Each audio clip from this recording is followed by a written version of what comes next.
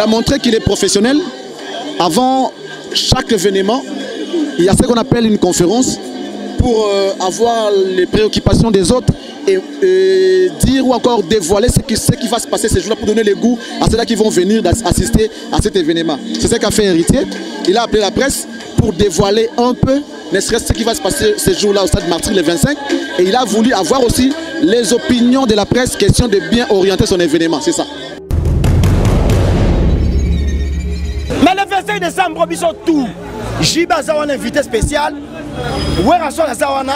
Par rapport à l'image, bien affilée par Rosal. Donc, Héritier, Aza, mais c'est les chanteurs. Toute la demi-finale, Ozagi le 17. Tout ce qui est la finale est le 25 décembre. Papa, maman, boya, bien à 2500. Déjà, délégation peut être Boutembo, Mouret, Foussantélite, il y a plus de délégation de 50 personnes. Pour déjà PDG John a sommé billet à 100 $. Vraiment, nous faisons ça très bien.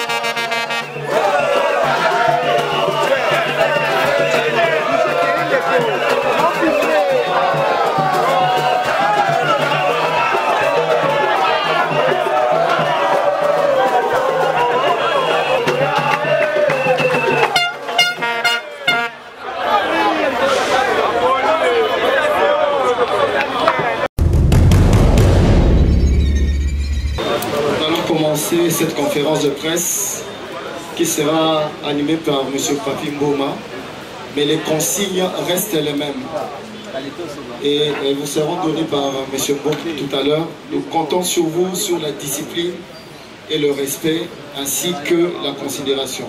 Merci beaucoup. Merci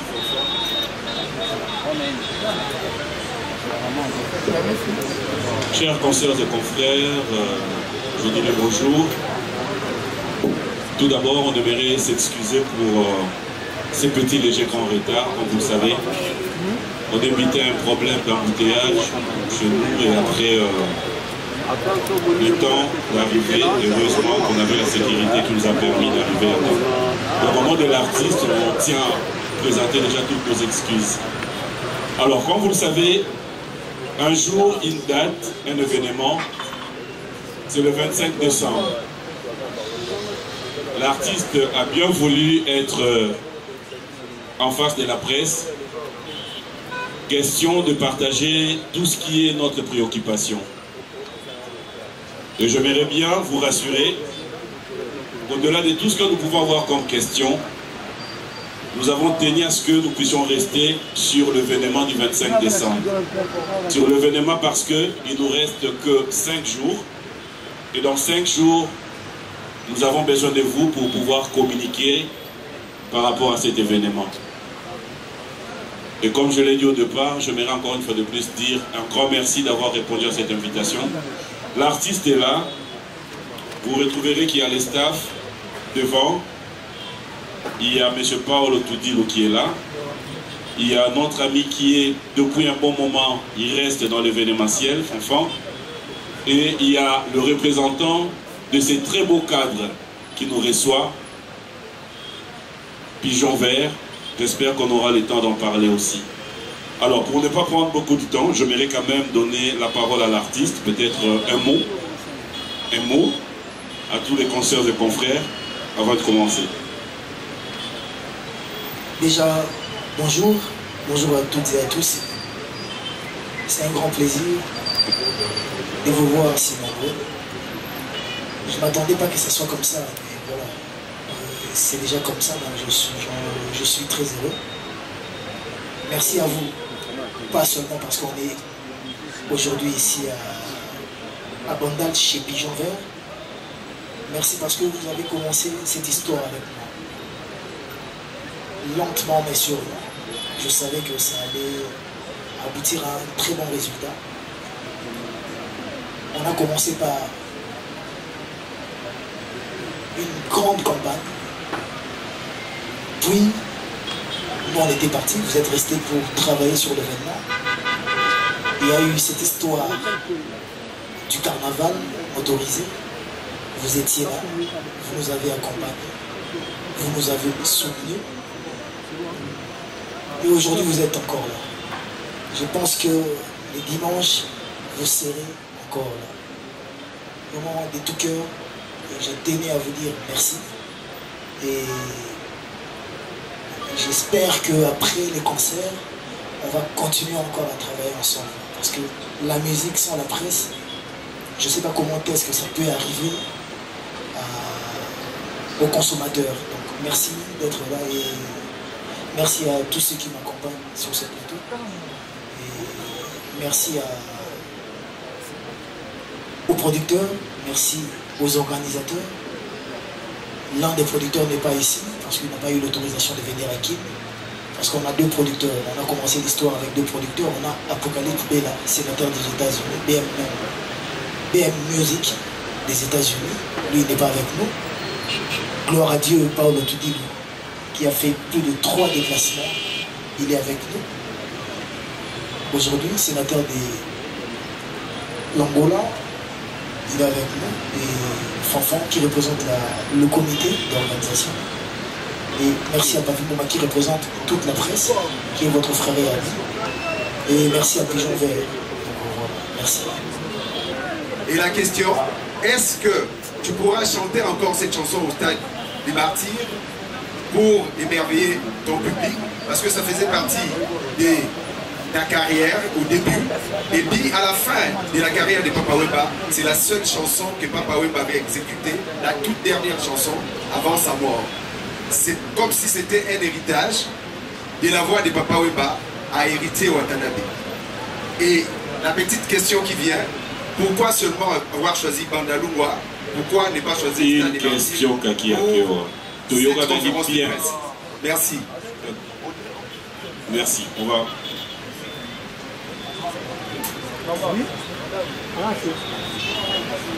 Merci. Merci vraiment. Et Yogo Duzla Bolobati, donc tu es un ancien de la presse. On se connaît très très bien. Et je suis très heureux de te revoir encore. Et vous mettez ton bon appétit. Déjà pour commencer, la chanson de Papa Wemba, parce que avant, quand moi j'ai commencé la musique, j'interprétais Papa Wemba. Et il y a eu un moment quand je suis arrivé dans Wemba Musique à Maison Mère, le phénomène Wemba m'a demandé de travailler d'autres musiciens. Parce que ma voix, selon lui, n'était pas trop puissante. Je devais travailler avec Kester et le vieux m'a dit le système pour un peu rendre puissante ma voix. J'ai perdu ce timbre-là parce qu'aujourd'hui j'ai un autre timbre. Mais je ne sais pas si j'aurai le temps de chanter cette chanson au stade. J'aimerais bien le faire parce que je commençais par là. C'est toujours mieux, c'est toujours bien de faire la rétrospection et voir d'où on vient pour mieux comprendre où on est et bien préparer où on va. Je ne sais pas, on a vraiment beaucoup de chansons dans l'album Retirada. On a beaucoup de chansons dans l'album Miange Midemo que les gens m'imposent de chanter. Et je ne sais pas si dans un concert au stade du Martyr, on pourra faire plus de 10-15 chansons. Imagine si je commence à compter déjà les chansons que les gens m'obligent à faire, comme Les Ivres d'amour, Gombe na Gombe, PM, Amour véritable, Désolé, toutes ces chansons-là, Tout en noir, DDD, et j'en passe. Vous verrez que c'est compliqué. D'abord, pour le choix des chansons, je ne suis pas le seul à faire le choix. Et le comité d'organisation fait le choix parce qu'ils sont avec le public, ils sont avec le fan, ils sont proches des gens. Ils entendent aussi les réclamations des gens, des fans. Les musiciens aussi, l'orchestre, parce qu'on doit tenir compte aussi des musiciens qui nous accompagnent. Je n'irai pas être la seule star de l'événement parce que je ne chante pas seul. J'aimerais te dire pour clore, moi je n'ai pas un groupe d'accompagnement. Moi j'ai un orchestre comme Wenge BCBG, Vivre la musique, Victoria Leçon, comme Maison Mère, comme BCBG. Donc moi quand je chante, il faut aussi que les autres qui m'accompagnent puissent chanter aussi. Donc j'aimerais aussi chanter des chansons où il y a des solos vocaux pour que les autres aussi puissent avoir de l'espace, que leurs fans aussi le voient, pour que tout partager ces moments ensemble. Donc voilà. l'autre question c'était... Rapidement, pourquoi les choix des Vandales? Le choix des Vandales, c'est pas moi qui ai décidé. Le choix des Vandales, c'est l'organisation qui a fait ça. Mais aussi, il faut le savoir, parmi les sponsors du concert, il y a Pigeon Vert. Pourquoi aller autre part qui est resté chez soi? Parce que Pigeon Vert, c'est chez nous. Pigeon Vert nous accompagne. Pigeon Vert a mis la main dans la poche pour contribuer à l'événement. Je ne voudrais pas aller chez quelqu'un qui n'a pas contribué pour l'événement. Donc voilà le choix de Pigeon Vert. Et je les remercierai toujours. Voilà, donc on aura tout le temps, je vous promets. Le micro, s'il vous plaît. Maman, donne un pas de chauffe.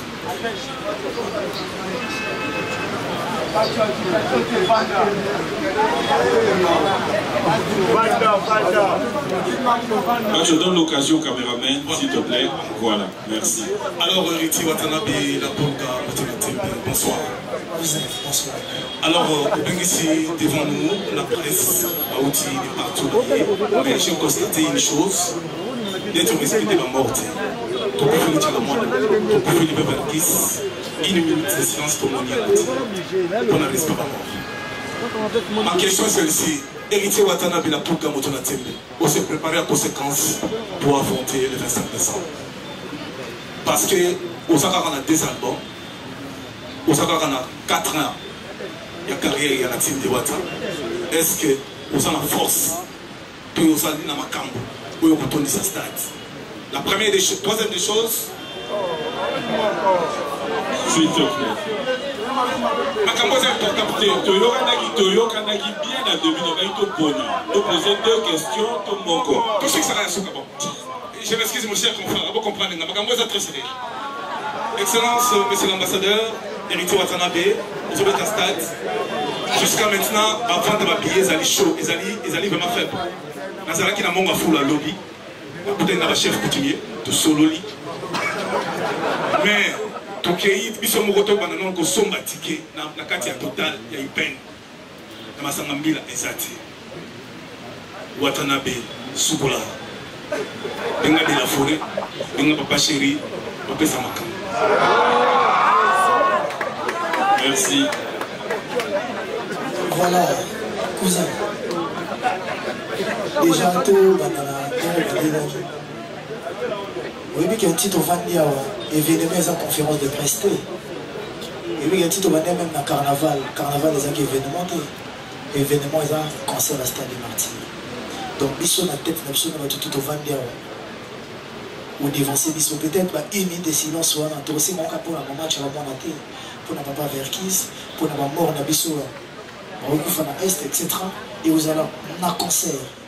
Ah oui, ça, juste une conférence de presse. Auto solo là, donc question de répondre après tous les cas. Mais ma campagne tout ça là on a événement. Bateau on a négligé bangwana et baza bateau va payer ça sens de ma carrière na biso parce que toyoka bango poto yem. Baza bateau nene makasi et na bateau tout na tangi on a les 2 artistes wana. Bango tout na zata na calibre ya moroti. Bango tout baza plus grand que moi. Donc on a négligé bango. Voilà, et c'était pas vraiment yonné pour me banga na terrain wana qui a négligé. Et surtout qui va vivant souhaiter respect au monde, voilà. Et je suis désolé, je ne pensais pas que c'était important tout ça là, mais bien qu'il était important tout ça dans un stade où il y a plus de 80 000 personnes, ça allait vraiment les honorer. Donc voilà, merci. Pour parler des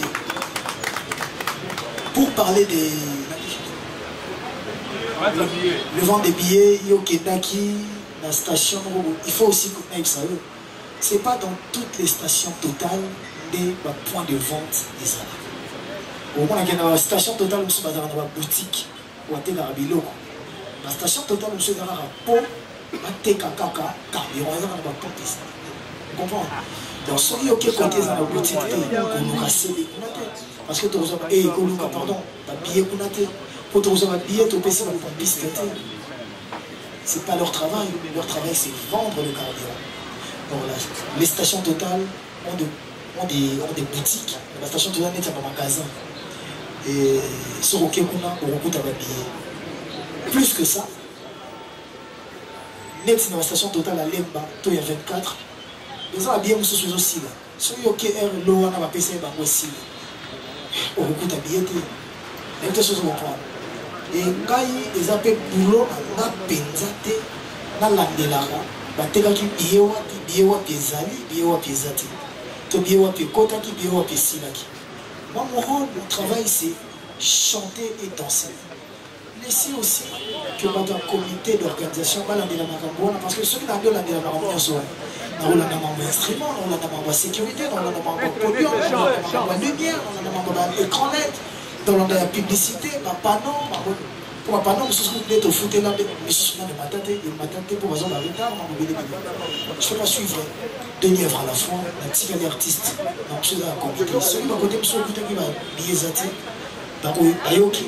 Ils ont le droit de tout rêver, booster là. Donc ils donnent la parce que vous poussez dans ça sur le ménage. Moi je suis prêt pour chanter et danser. On le vit dans Nana Luka, papa chéri na oué sol. Papa chéri dans l'orchestre. Oué sol dans l'orchestre. Nana dans l'orchestre. Concert où ils ont mis des hommes, ils ont mis dans l'orchestre. Ce qu'il faut nommer papa chéri, tout la bien à oué sol. Il faut nommer pour la concert dans il faut bien avoir pour bien avoir déjà depuis Kalakala. Dans la banque déjà depuis Kalakala. Concernant Mayo, mais le roi de l'Effort m'avait dit une chose avant la voyage. Au Linga qui a relevé le défi. Tu l'as fait avec tes albums, tu l'as fait avec tes concerts. Aujourd'hui tu es au stade de martyr, bats-toi. Quand Papa a monté artistiquement, à l'émission Bunda, c'est pas parce qu'il y a un côté là, ou parce qu'il y a un aidé. Non, peut-être parce qu'il y a un moment là que tu es capable de faire quelque chose et que les autres vont prendre juste conscience. Et je pense que ceux qui. Il faut la scène à elle, dépend du roi de l'Effort, papa chéri. Il faut la le roi. Ou je pense pas ceux qui font la scène à où il faut. Bête le toujours bosser pour tout ça, la concert bien, concert et très très bien. Voilà. Si on a un terrain, ça va bébé. Le monde va tout avec un terrain, on a baby si terrain. Comme ça, on va se retrouver dans la stade. Ils sont tous travailler pour tout le monde. Ça va? Merci beaucoup. On va équilibrer, on va prendre une dame. Tony, Gisèle Fouilly. Enfant. Une question, s'il vous plaît. Vraiment. D'accord. C'est Gisèle Fouilly, Pédapitra, pour la RTVS1, Paparazzi. Héritier, je suis fière de toi et content de te retrouver aujourd'hui dans la circonstance. J'ai une question de curiosité. L'Instagram Nayo, il y a quelques jours, tu as mis une vidéo là qui est la main en cours, où tu disais que Tobetarasa Damoto, ça m'a sur la stade. Quelques jours après, Oti affiche, je pense que c'était hier, affiche moi comme Moto Sali. Mais Batine de Léo, ce que tu as mon page, je me dis c'est que tu as accepté le concept. Aux stade de Martyr à Bissou, Oti en mode appuyé, au déplacer à Moyo, au Simba, aux autres déplacer stade de Martyr. Alors que, Bissou tout, Papa Zizamoto, et que après toi, il y a un autre artiste. En la personne de Frère Odola qui va aussi jouer l'année prochaine. C'est quoi Lobby aussi les Samasolo à stade. Par là tu veux dire quoi? Nalingi vraiment la comprendre. Et puis c'est quoi le défi et héritier à Ouattanabe face à ces concerts de 25 décembre? Merci. Merci. Au moins que tant dans le concert à stade, il y avait d'autres concerts qui étaient programmés. Officiellement, moi j'avais pas commencé la publicité.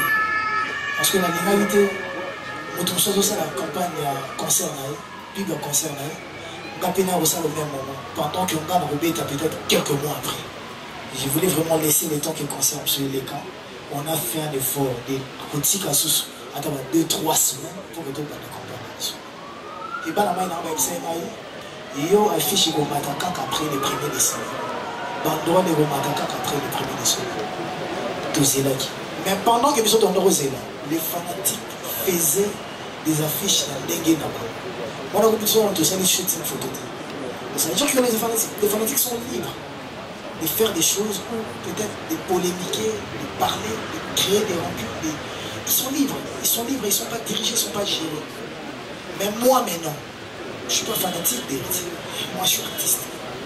Ce fan à ça, les lots aussi, on a essayé. Parce qu'on a une boule, on a des stades, on a des gens on a une boule de droite, on a des gens qui ont la samba, pour les rois de la forêt de la stade, mais tout c'est cadeau à cadeau là. Il y a cadeau anniversaire à Noël. Doroti, les gens petit chambre, tout le monde a chambre, mais dans la stade, tout chambre dans la terrain, parce que les catef, Doroti, les gens, tout ça, on a bêta, on a non, on peut voter comme les gars. À vos bêta. Mais quand on dit que, toi aussi, ça va rouler sur la stade. Moi, je vends le pain. Pourquoi tu veux que je fasse la publicité des sardines? Je vends le pain. Pourquoi on a lancé la publicité à spaghetti? Pourquoi on a sur la farine? Non. Moi, je vends héritier. Chacun doit se vendre.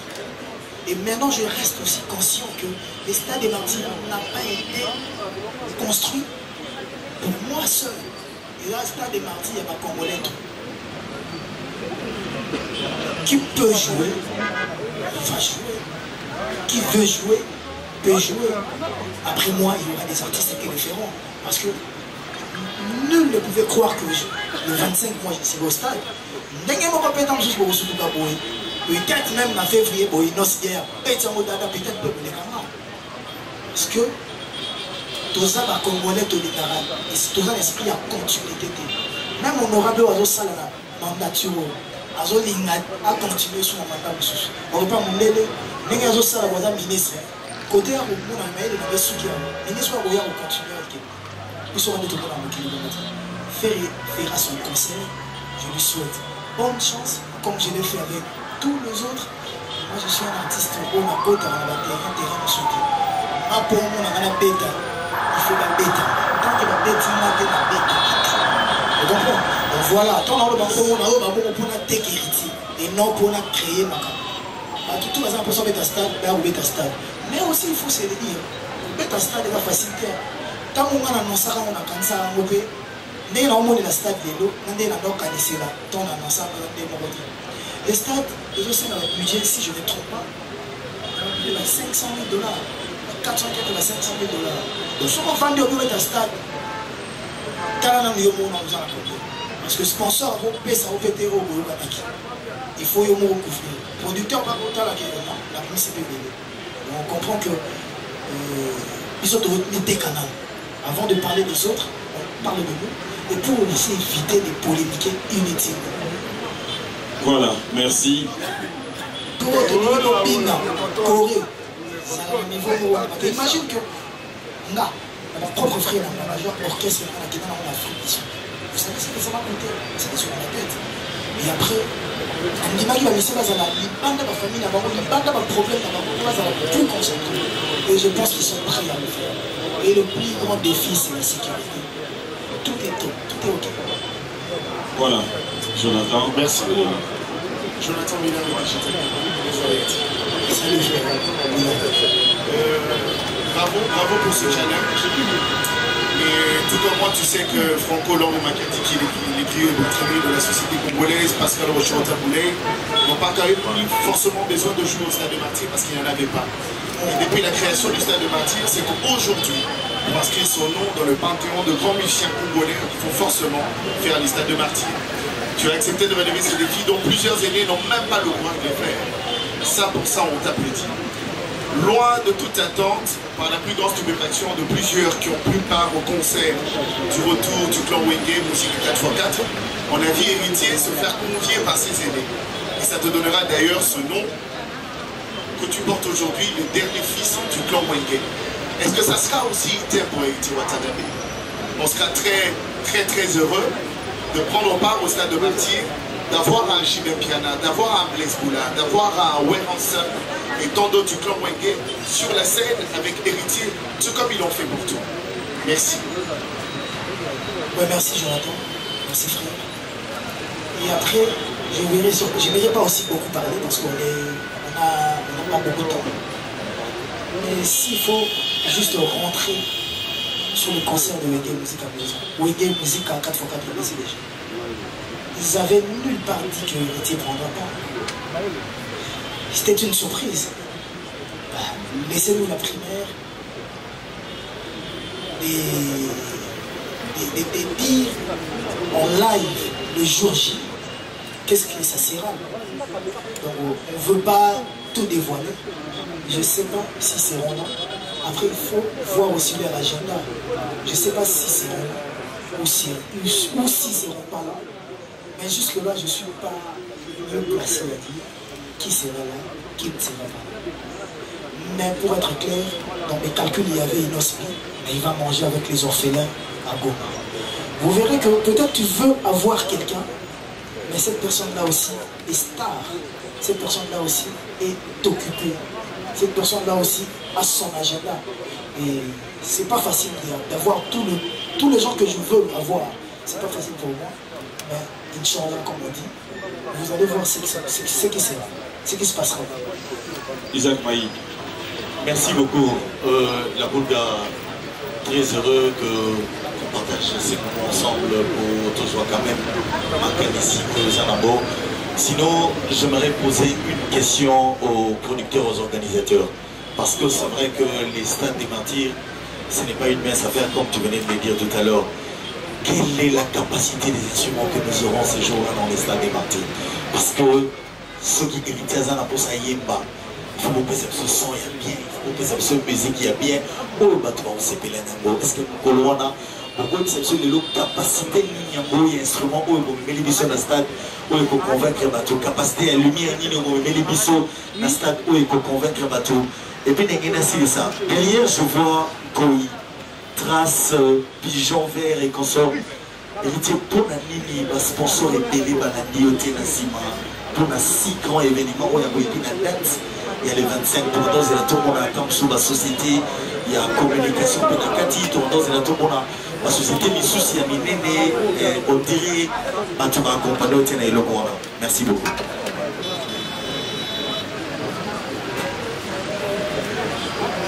Merci beaucoup. J'aimerais bien parler à Lingala parce que moi je suis angolais. Alors, notre langue nationale c'est le portugais. Et le portugais, je ne pourrais même pas parler c'est parce que vous avez vu quand vous avez dit. Donc c'est la mieux dans le Lingala. Et il dit que Mingi va retourner la question, mais pourquoi producteur alors bien Zali angolais à Lingala? Province il y a Oyonabotama Angola, et la province Oyezali et Kangamina, République démocratique du Congo. Et un des mots à l'est, la côté Congo va Swahili, la côté Pérou va Swahili. Et on a une meilleure compréhension, on a fait Koloba, Lingala. Mais Lingala, en gros, si vous voulez, vous comprenez. Isaac Maï, vous posez une question, il y a capacité de l'instrument doté dans le stade de martyr. Et d'abord, projet il y a stade de martyr, on a artiste héritier Watanabe, tu vas dire qu'on a Luanda. Tu vas dire qu'on a chambre parce que Batebele va organiser un héritier Watanabe qui était au stade de martyr lobby. Non. Mais ça qui est la début de l'année, quand on a mis ça qui est là, on a mis la double Atlantique. La tournée, au petit score double Atlantique. L'Europe qu'on a, c'est là qui est Olympia. La Robert a malheureusement, oui, les Canadiens qui met, le Pescara merci Nanzambe, ce que Robert a soumis. L'Europe, Robert est Sikamoto, Robert a sous Nini. Artiste a dit que les Nabé est à stade de martyr. C'est le début de l'année. Rabisoko Robert est à stade de martyr. On a accompagné dans les Ghana pour dire qu'on a événement. Mais il y a un stade de martyr. Musicien, il possède un continent de martyr, c'est évité. Maintenant, c'est étrange, mais c'est la vérité. Première fois, on a un stade de martyr, il y a 2 semaines passées. Quand on a eu la visite, on a eu la awa. Quand on a continué à stade de martyr, sans vous mentir, on a eu un mouké. On a eu un mouké. Pourquoi? Peut-être que on a côté 80 000 personnes, tout comme ça. Nous avons dans le sens il y a organisation de ça. Côté déjà, instrument, ça qui visite à la Congo démocratique, dans le matin que la Congo va exprimer sa lité. La Congo va exprimer sa lité. Mais tout le monde qui est extrêmement beau, na rumba congolaise. Mais si moi, oh, ils appellent alors, tu préférais qui qu'on soit brésilien?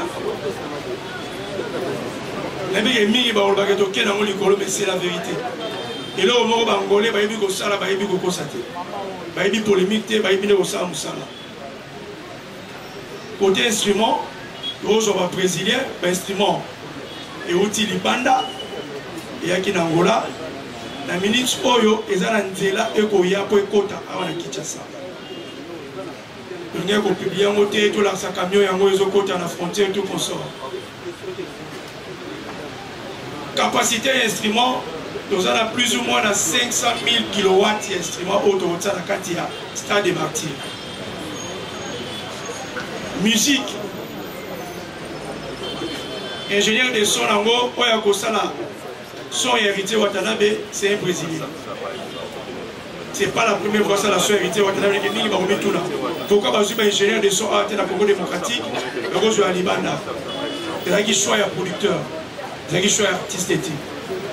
Parce que déjà la bête est moi mingi na Angola, na zoé kaka ingénieur Oyo à la sonne na Angola.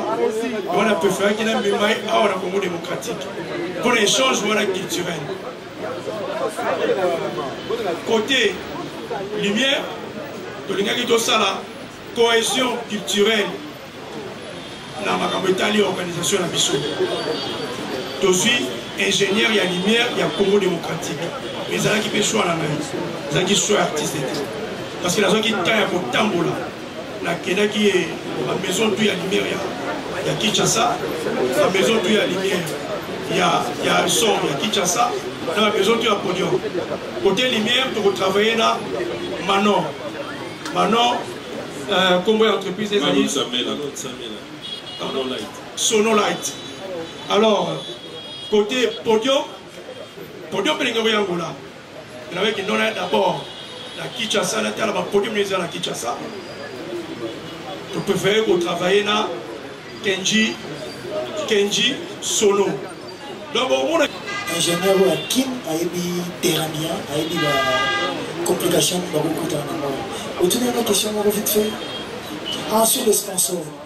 Après, quand vous parlez des grands sponsors, je ne sais pas si la Bra Congo, Azamouké, je ne sais pas si Total, Azamouké, je ne sais pas si Trace, Azamouké, je ne sais pas, ceux qui obstinés, obstiné SRL, groupe Chilamouina, éviter les sponsors aux Oloba, où est le monde de l'État, dommage tous en avoir, jusque-là, tous en avoir, dans tous en instrumenté, dans tous en lumière, dans tous en nyongo mototé, où il y a ce 5 qui compte budget, le sponsor, le sponsor a mis même, le concert royal.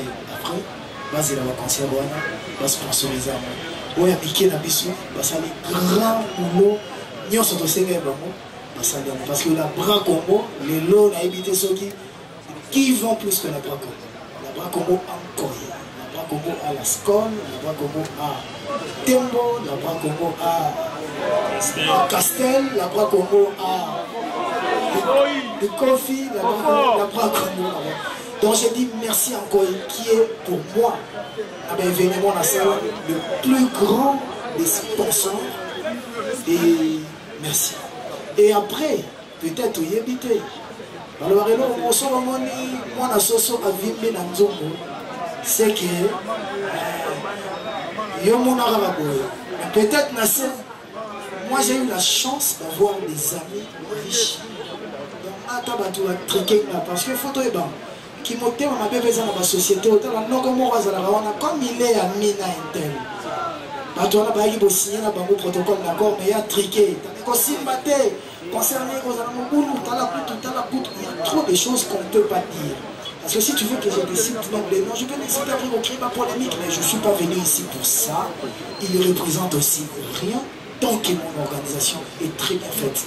Donc, merci aux sponsors qui m'ont accompagné et merci aux partenaires qui sont là.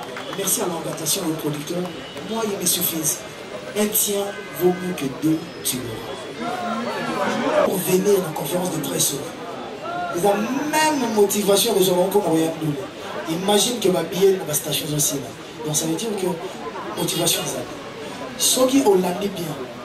Hier j'étais à une répétition du tango. Les gens qui achètent des billets jusque là pour Tchali Robin Mazatena, Christian Champagne, invité sur Tchali Aïe. Il fallait que Tchali Aïe ait une facture et une bonne somme de billets.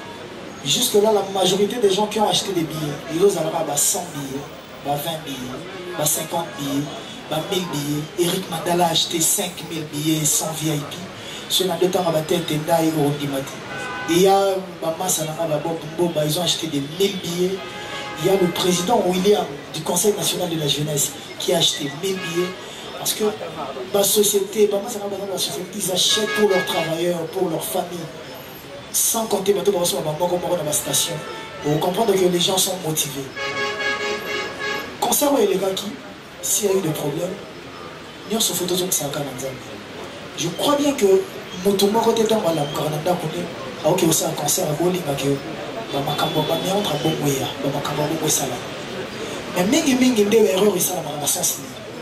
j'ai vécu ça dans mes emmères. Pour mettre un concert à Siwambanda. Bâti instrument, bâti sécurité. Mais quand Ouera part, toute la sécurité part avec Ouera. Non musicien, non fanatique, de traîner insécurité. Il faut en aller, au Kaba, cascade. Moi qui te parle, un jour j'ai failli perdre. Un concert où on s'est retrouvé dans une banque, on j'ai un chaos dans mon mail. Vous avez au moins des productions personnelles. Mais elle est là dans un. Tant que vous venez à ça là-bas, il faut qu'on y ait baraque. Sécurité, ceux qui sont artistes, leaders, qui vont profiter de la là-bas. Et Mingi, patron de la société, de la sécurité, il se comporte en star. Or, par moi, il faut que la débat. Par moi, il faut battre la minime en bateau. Bon, on va jouer pour sécuriser le bateau. La sécurité, ils sont payés pour l'avant-événement, pendant l'événement et l'après-événement. Donc là, on a eu un podium pour la Kende. Maintenant, si on a bateau, on va mais Tiki Bateau pour canaliser ma sortie. Hier, j'ai eu la chance de parler avec Papa Sylvano, notre général Kassoko. Il m'a parlé de ça aussi. Et Barossa a effort déjà.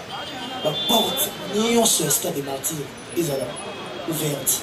Et Barossa a fait que nous avons accompagné Bateau, nous avons sécurisé Bateau pendant les concerts. Parce que nous avons pas vu M. Salamara pendant les concerts.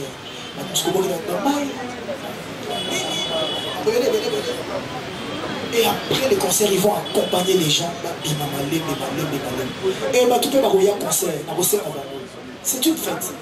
Concert, on a besoin de Noël, on va fêter en famille. Oui, et les orphelins et les chégués, ils vont fêter avec quelle famille? Leur famille. C'est nous, c'est toi, moi, eux. C'est nous, on va fêter avec eux. Par exemple, en 2500, on va recevoir un billet là-bas. Stade on a fait un kangi porte des nizar ba tout ba éviter ba kota ba froda ba ko porta to match qui ti ba ko. Donc les jours à Noël donc ils ont la fête. Ma parents oyana mwana na hier oyana leki na leki oyana yana na to conscientiser karabato que ba se comporter bien parce que ceux qui leki moninga kufi mitcha la tête na espoir que c'est les leki na zo. Et après la Bible nous dit attention au batelité ceux qui prêtent quand prêter notre Dieu la batelité notre bateau va battre là on va le protecteur le gardien par excellence notre Dieu sera avec nous. Je vous dirai une confidence et le carnaval de Salagi le carnaval de Salami Zoma n'a pas d'état la carnaval au moins un nombre de après vous comprendre mais dans le carnaval je ne dirais pas qu'il n'y ait pas eu de dégâts ma voiture est pour mais il n'y a eu aucun mort. Pourquoi il n'y a aucun mort? Parce que moi, en quittant Djobour, en rentrant ici au Congo, j'avais fait un vœu à mon Dieu. J'ai dit, mon Dieu, je ne veux pas boire pendant le mois de décembre. Je ne ferai rien au mois de décembre. Oui, ils ont vécu tous les jours. Et leur vie tous les jours. Pour se sacrifier pendant eux. Je veux que l'événement n'a pas tout ça. Moutata Koufate. J'étais devant et j'étais sur 24. La voiture est toute allée dans la moto. Un ami est venu me dire qu'il y a eu 4 morts. Dans le pays, c'est pas si on a eu bateau, on a eu un accident, dans le tout, on a vivant. Dans le tout, on a une bonne santé, tout ça, on a une répétition. Donc parce que si on a vu dans Zambie, il y a une bateau tout merci. Parce qu'il fallait passer la statistique pour que tout signe à ce cas. Donc, dès que l'on va nous ceux qui n'ont foutu qui assurance P, les lots, l'après-midi, on va annuler cancer. Donc, si on va annuler la montée, au moment où il va avoir un podium, ça veut dire que le cancer est assuré. Donc, là, on a un micro, on a le merci. Enfant. Bien. Bonjour, Wata.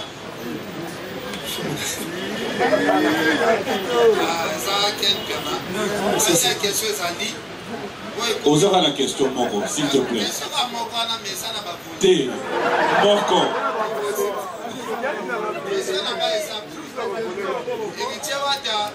bayaya na bapere na bino ya 4e génération basepesiraka na stade de Martyrs tomonaka jiba abeta stade sans appui ya papa wemba okofi olobide na nsima na ye tomoni mpe weranson abeta mpe stade de Martyrs sans appui ya bapere mais lelo tomoni héritier wa tolobi okotindika stade mais kotindika stade wana tozomona ozokonte beaucoup plus na wera Jibe Naba Adolphe Dominguez, tandis que stade ya lelo ezali. S'il vous plaît, on va répondre à l'eau pour continuer.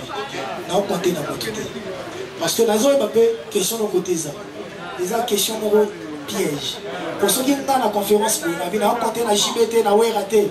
Bango est blessé, Bango. Peut-être maintenant soutenir la CC, pas soutenir Maté. Donc, concernant ça, c'est une décision. Il y a une question de l'eau. Ma réponse est que vous blessez même. Si je réponds mal et que vous blessez, papa chéri, tu viens là-bas de la forêt. Après que ça, il faut même ma famille en Rome. Mais pour prendre la décision de faire mon concert au stade de Martyrs, c'était une décision personnelle. Mon concert, c'est moi la fiche. Pour preuve, à Romoni Longa, mon tuteur, mon hérédité. Mais cela ne m'empêchera pas. Et qu'on rabaisse en rien de mettre en valeur les 2 grandes stars de mon pays, les 2 plus grandes stars selon moi. On va mettre en valeur pour rabaisser ma chanson, pour la vendre aux abat. Et voilà. Merci. Continuez là, si vous savez pas Kataki. Azali kama 5e génération, après les 25. Comparaison pour ya ko fallait au Tchobeta, fallait à sa mission de sa génération. Il y a beaucoup de gens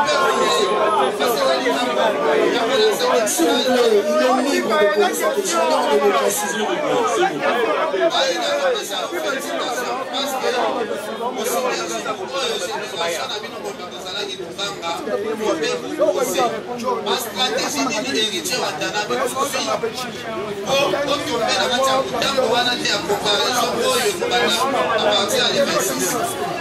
Merci frère.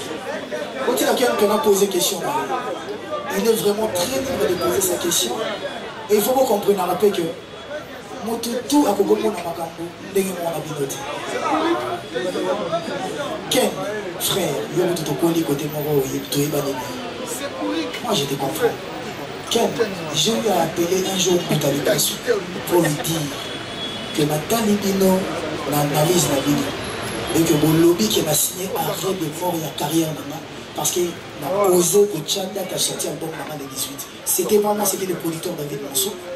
Mais la première victime, na Ebisa Moutalikasu, aux années en décembre 2020, on se rappellera. Les autres ont des lots, mélange mis des bons, frère, de moi et toi, ça micro, et bétato et bétaté. On signé arrêt de mort à carrière maman. Ce qui arrêt de mort, la carrière n'a il y a un et même dans la stade. Vous comprendre que quand on veut bien faire les choses, on le fait. Moi, quand j'ai fait mon concert ou quand j'ai sorti mon album, j'ai visé personne. Ma concert est bien avant moi. J'ai dit félicitations. Moi, quand j'ai fait mon concert, Isaac Arapo n'a défié ma tour d'identité. Ils ont pour défier héritier.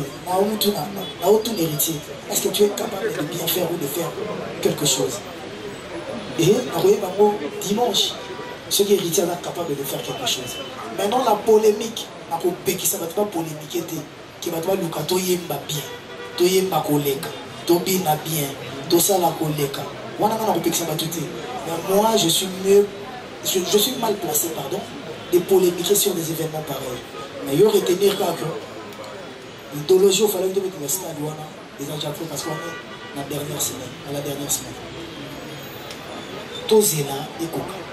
Même carnaval, on dit que tu vas dans le matin. Si carnaval est aussi le matin, vous avez un carnaval, vous avez une vidéo, n'est-ce pas? Mais pour ça, il y a une analyse. Quand il y a il fallait qu'il y ait un carnaval, tout beau tcha-tcha-tcha. Pour ça, il y a une analyse. Quand ça vous arrange, vous faites des analyses. Quand ça ne vous arrange pas, vous ne le faites pas. Mais nous, on est habitués, frère, nous, on est habitués à le prendre comme ça. Quel peut-être me vend plus mieux que peut-être Philippe sur les Arabes. Parce que même dans l'attaque, les autres types ont prouvé qu'elle a envoyé bébé. Voilà que je me trompe pas mal. Frère, l'idéologie a à nous les après. On va voir après le concert. Rendez-vous le 26. L'événement, tous en la trace. Une grande chaîne où il y a la visibilité mondiale. Et je pense que vous allez bien. Et après, pour les images, Fonfon, pour les images, il y a... Bon, il y a Trace, on a une équipe qui travaille. Il y a une équipe aussi qui... On s'est allé live sur le net, parce que peut-être qu'à tout par rapport à Yannick, nous avons une équipe, il y a captation, il y a événement, donc on reçoit son, la qualité, c'est pas pour rien que le producteur aïe na matos, il a jeté, donc on reçoit son, ceux qui inquiétude, les à côté, on a le mot là et en haut, parce que tout ça est à disposition. On reçoit en live sur le net, et après, on reçoit en haut, après événement, parce que stratégie d'ambition à travail est avant, pendant et après. Et ce, dans tous les aspects organisationnels. On a encore le banaro, ça va détailler ce test, comme on dirait, de petits promesses aux Zoloba. Nous, on préfère que Baya le 25, va suivre billet dans Bango, va s'installer dans la VIP, va y avoir na pigeon vert, va suivre billet dans Bango, à la VIP, tout à la grand public, va qu'il y a la station totale, biso na bino de Rotala, si ma tombé à l'isolo le 26. Et dans le clone de l'homme, tout ça a pété. Ils ont un site, une machine et brouillaka, fréquence. Oui, le stade, oui. Même la stade, on n'a presque pas de connexion. Oui, tu as même l'aéroport, tu as un drone. Mais drone, ils n'ont jamais le colo à 1 mètre. Parce que, au bout du bombardement, ils sont dans l'aéroport à Djili. Donc, drone, c'est comme une arme. Donc, comme on a un drone militaire, comme on a un stade et l'aéroport, la voie du peuple, et comment on appelle le pompe de petit explosé. Donc, comment on éviter donc si on a la live dans le stade, vous avez la carte appliquée pour la Tchabilo Rwanda, l'État que l'on a monté pour les connexion à la rater. Connexion à la compliquée. Après, on ne peut pas faire autrement. Fanfan. PM, tel APA. Fanfan. Et Yoganda qui te bâtit pour 3-3-3.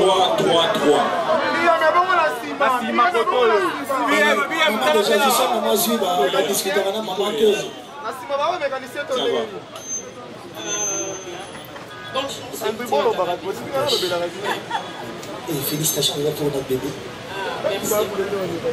Qui retient la ligne à repos dans mon tour, il s'en a repos. La ligne à repos, mon tour, et celle là que, et celle là, la côte à la bola, et belé. Et je pense que ce qui me concerne dans les lots, où il y a dimanche aussi, il y a des tout le monde va soutenir. Va soutenir pour les artistes, pour les qui et après, on a mis le béla. Ceux qui n'ont pas poété, ceux qui n'ont pas poété, ils vont accélérer. Ceux qui n'ont pas poété, ils vont l'ongolanga. Je suis ouvert, attendez donc causer na piano. Autrement que votre boya, mais ils savent pas qu'il y a quel piano tout cela. Quel piano m'écrit, répondre à eux. Mais en réalité, bateau bazibinga baïe. Quel a parmi bateau bakoko les catés, ceux n'a check un esprit wing, n'a check un esprit. Mais moi je me dis non, il faut que la moto dans la penchant là. Dans ça il a choix là. Dans naïe tout ça il va découvrir. Comment s'appelle l'artiste qui soit les ramène les bolés. J'ai des frères dans ma famille qui sont pas fans de l'élite. Pourquoi dans l'ingara bateau on a les belles on a beaucoup de base. Pour battre des grenades sur nous, on va comme ça, dans la famille, on va faire vite, on va faire Imana, on va faire Renaissance, on va faire Bilima. Mais ça, choix. Mais même à tous les ans, on va bongo. Même temps, sur le lot qui musique, on a parlé. Au Tchaki Radio, je pense pas bongo est musique à artiste. Tant que ce bongo est musique à Moutou, tu calcules même pas. Mais Bex, c'est un bongo qui nous fait. Donc voilà, moi, le bon côté, on va apprécier Rachida. On continue dans ma boîte parce que jusque-là, on a le coup il s'arrête. Et l'orgueil, qui danger, qui monnaie, dans mon arrêt, on va apporter les mains. Dans Bima, dans 1998, 1999, dans Baïba, dans Kinshasa, tous les locaux, on a été en donc, il n'y a pas de temps à Nazarana, imagine. Merci. La banderole les belés na Kinshasa, ils ont la maticité. Oh, bah, tout coup, tu n'as yebi, mais tu n'as pas coloté. Donc, ils ont battu le boko, bah, tout le monde a touché mes thèmes à la donc voilà, je leur dis merci. Merci. On reste sur ces rangées. Franck Stémaï, Popol, Tony. Tout pour ça, on a SFA Assurance. Ah voilà, société assurance on va tourner qui société SFA Assurance, donc société financière d'assurance. Donc nous accompagne et tout est assuré, tout est bien. Voilà, avant de donner la parole à Fanfan, j'aimerais quand même rappeler que sur place on a des billets, nous sommes de la presse, mais aussi nous pouvons soutenir, accompagner l'artiste. Je remercie notre conseiller Rachel Kichita qui vient d'acheter le billet pour 100 $. C'est une consoeur qui soutient l'artiste. Il y a Madame Niclette, on peut donner Fanfan. Il y a Madame Niclette qui demande 300 billets. Elle prend 300 billets. Peut-être un mot.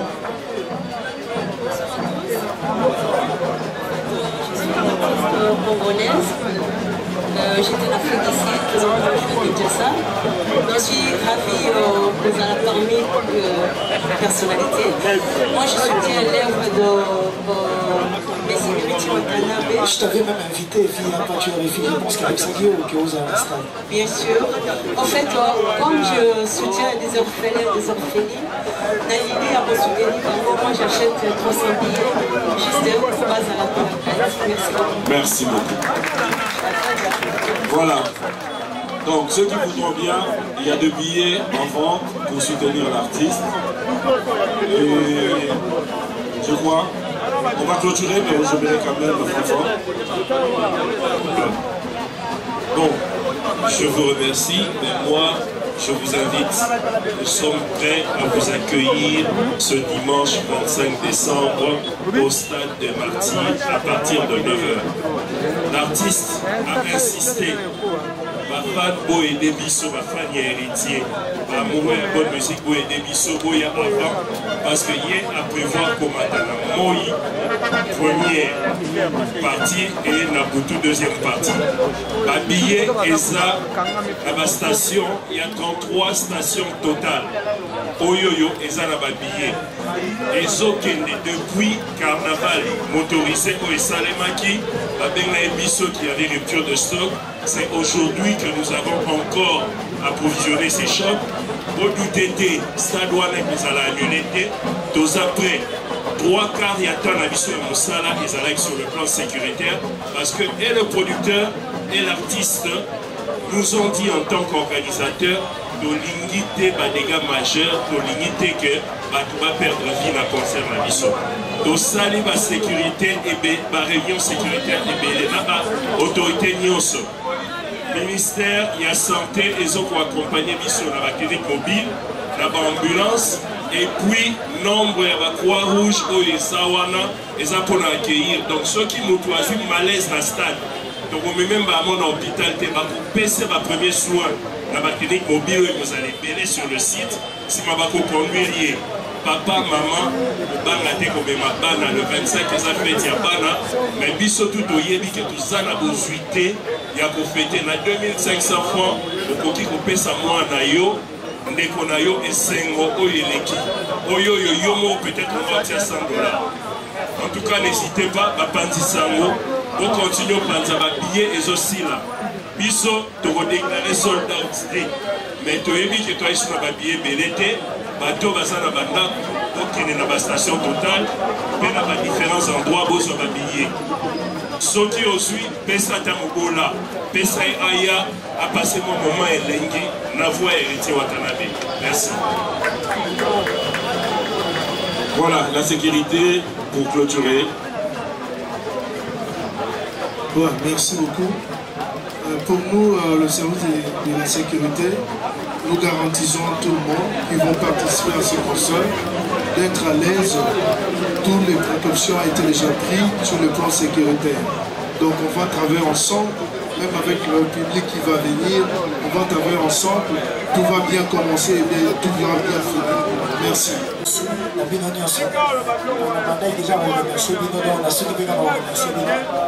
Surtout merci pour d'avoir des comme ça outil de même là. Je vis par deux yeux, payer leur billet pour qu'on ne passe pas les autres.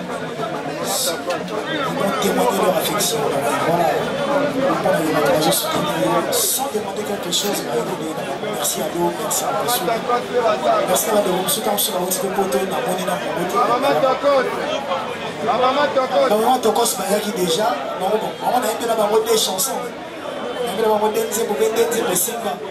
c'est que normal voilà des gros besoins. On aller au sommet, il va ça me fait plaisir. Voilà. Tout passer un agréable moment. Au fait, tout le monde.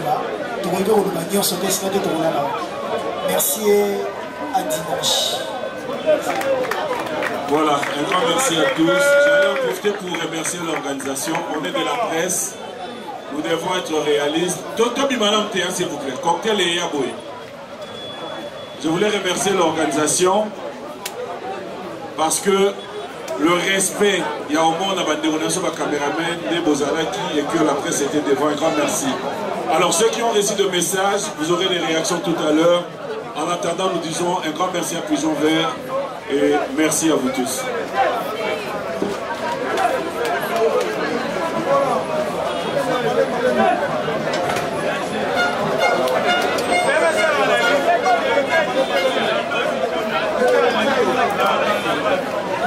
La bonne musique, parce que spectacle est aux Alawana. Hein? Mais le 25 décembre, ils sont tout. Jiba Zawana invité spécial. Werason Zawana par rapport à l'image bien affilée par Rosal. Donc héritier, Aza, mais c'est les chanteurs. Yemdana Beza la Maka, mi-ange, mi-démon. Dans la terre, la minute, c'est mi-ange, mi-démon. Ils ont récolté succès comme il se doit sur le marché des disques. Après ça, à son époque, ils ont époque héritier Watanabe. Boboya, Bodima, rendez-vous ça, le 25 pour savourer la bonne musique. Merci beaucoup. Voilà, cher ami Internet, finalement, vous avez na Congo Flash. Merci à vous, cher ami Internet, au Balandi Bisso, au Rolanda Bisso, na Congo Flash, tout ça. Ben demain, na conférence de presse héritier Watanabe pour ce concert le 25 décembre. Où il a déjà, dans 4 jours, 5 jours déjà. Batoba Ebele, Boboni héritier Watanabe, Nenga Lobby, à s'exprimer là, la question, Bisso nous sommes face presse. Moi, on a Bisso, Fabrice Kachouva, il n'y a pas parmi bateaux, on a la communication pour l'événement. Donc, on retourne l'impression, à moi deux, il reçoit la Bisso bien. Fabrice Kachouva, mon nande à Taloboni. Kitoko Benji, journaliste soit maël, les journalistes sont sages, ou à paniquer quoi. Vraiment, message ça, merci Nabino Presse. Quand on moko mokonzambo ka prêtre héritier wata utoloba. Concert wana ke beta sans message à presse. Il faut to le cacher bino pe fo boloba kombo na ye po botanga pe kombo le 25 décembre stade de Martyrs pour récit. Na sengi bino merci na kombo ne pe ya sengi en public. Ah to yaki nde poto zwa conclusion comme tout na demi-finale. Le 17. Tout ce qui est la finale est le 25 décembre. Papa, maman, boya bien 2500. na 100 $. Boya, merci vraiment na. Bon, c'est pour mon héritier à éclairer côté au teka babillé et surtout côté babillé parce que bébé bon. Bazo tringalé pour nango trozo babillé wa pi boy na boy. Billet za na station Total. Na station Total sur OKI, place za na ba boutique au monde ba billet zali. Ba ope baza na posa bazongo ta barumbu et ça même na na hôtel Marguerite, c'est pas PDG John Setraka. La cabine d'Aboka Sanso, ok, bah bien ça vraiment. Déjà délégation peut être Boutembo, bah Mouré Foot Satellite, bah il y a plus de délégation de 50 personnes. Oh déjà PDG John a sommé bah bien bah $100. Vraiment nous c'est ça très bien. Bah tout va découvrir Karaki héritier Watanabe le 25. Merci beaucoup aussi na Sizasuka ma puissance Amikili. Merci beaucoup na maman Dile Makwa quoi. Monter manette d'Angola parce que bango tout déjà bah Paris Bokitaki. Merci aussi au Nazope Saka qui pas ya Papi Setraka, John Setraka le PDG, boss Jackson Moussavoul Bambo Tenabino, Nema Setraka. Et na Yope Benji parce que parmi bateau bandagi de le débit. Bandai de le débit, promotion, publicité, yango watamazo porter bino cœur. Ils se peut bateau tous travailler dans la team ensemble avec Vampakali Ngomba, CG Charlie, tous on ensemble aussi avec Gege Epela Moto. Numéro de contact nanga plus 243 9 98 54 59 67. So bengo zo Fabrice Kachuva Mndanda Talo. Merci beaucoup. Na obed iPhone. Fondation Bonheur Ngoma. Fondation Bonheur Ngoma wa PC biso ba bisi poto kende aéroport. Merci à mon frère et ami Enoch Baloula pour l'assistance. Je les salue. Maintenant ça peut faire Charlie Prince attends moi tout paie hein. Moi tout paie car moi deux questions car Charlie Prince pour mon réaction hein. Bonjour Charlie Prince. Benji bonjour. Bonne santé. Ça va. Mon assistance non pour l'héritier Watanabe conférence de presse face à presse. Momoro pour la conseil héritier Watanabe le 25 décembre. Il a montré qu'il est professionnel. Avant chaque événement, il y a ce qu'on appelle une conférence pour avoir les préoccupations des autres et dire ou encore dévoiler ce qui va se passer ces jours-là pour donner le goût à ceux-là qui vont venir assister à cet événement. C'est ce qu'a fait Héritier. Il a appelé la presse pour dévoiler un peu, ne serait-ce ce qui va se passer ces jours-là au stade Martyr le 25. Et il a voulu avoir aussi les opinions de la presse, question de bien orienter son événement. C'est ça. Bon. Charlie Prince, on a sûr et certain que Héritier Watanabe dans la bonne marche, il a signé au bêta. Na des albums ko beta stade tente za maramura ke za musique nenga beta ba Atlantico partout a aussi ko beta Martyr a c'est beta Martyr et un concert ce qui est sûr et ça qui a beta musique le reste on va savoir on saura. Merci Charles. Merci Ben.